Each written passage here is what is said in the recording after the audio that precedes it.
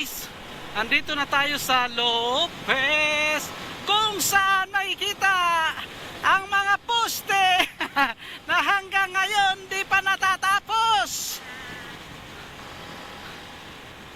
Ayan, ito na ang mga poste ng Lopez na hindi pa matapos-tapos. Kung kami ang gumawa niyan, nagagamit na yan.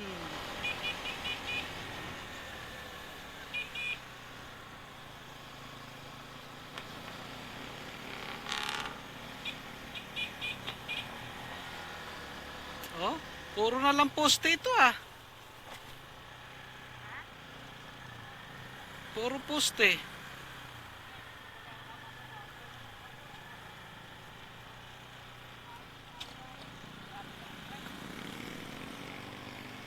Ha?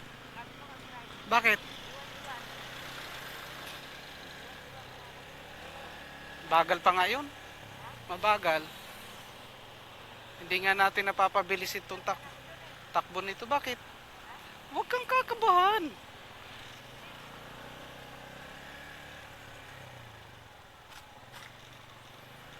Maingat tayo mag-drive.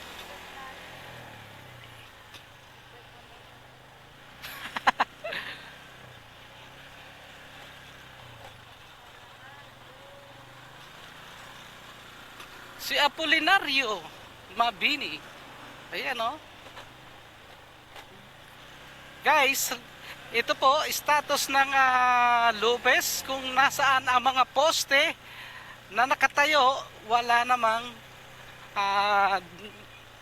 daan sa taas. Puro na lang poste. Ito yan guys. Hanggang ngayon, ito po yung update. December 20, 2025. 1 PM. Ayan.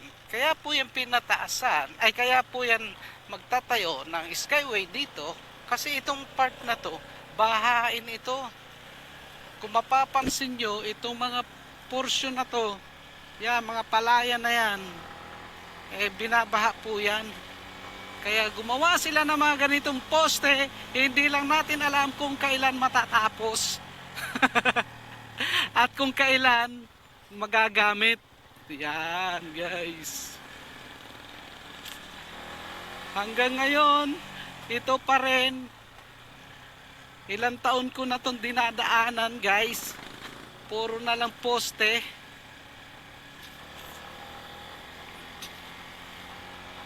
Yan. Ito kasi boy, yan saka yan, bahain kasi dito. Kaya gumagawa dito ng skyway sana. Kaya lang hanggang ngayon di pa rin nagagamit. Di pa rin natatapos. Di pa rin natatapos yung kanilang ginagawang mga poste. Hanggang dito yung poste, nandito na. Dito na yung mga board pile. Kaya tingnan nyo naman guys yung kanyang kalsada na napakaganda pa. Oh. Diba? Ang ganda ng kalsada. Kaya pag uwian natin ngayong Kapaskuhan, sigurado magkakaroon ng mga traffic dito. Ayan. Papansinin nyo yan. Oh. Dito po yan sa bayan ng Lopez, Quezon. Ayan oh. Kagandahan lang ngayon kasi hindi siya maulan. Kung machichimpuhan natin na maulan, ito, naku, putik yan. Napakaputik niyan. Kawawa ang inyong mga sasakyan at inyong mga motor.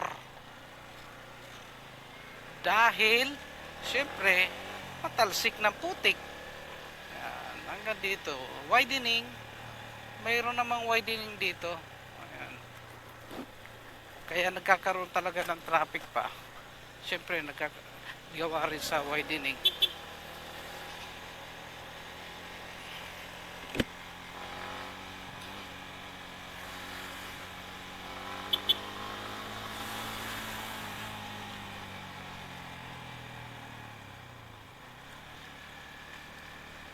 Ito po ang bayan ng Lopez.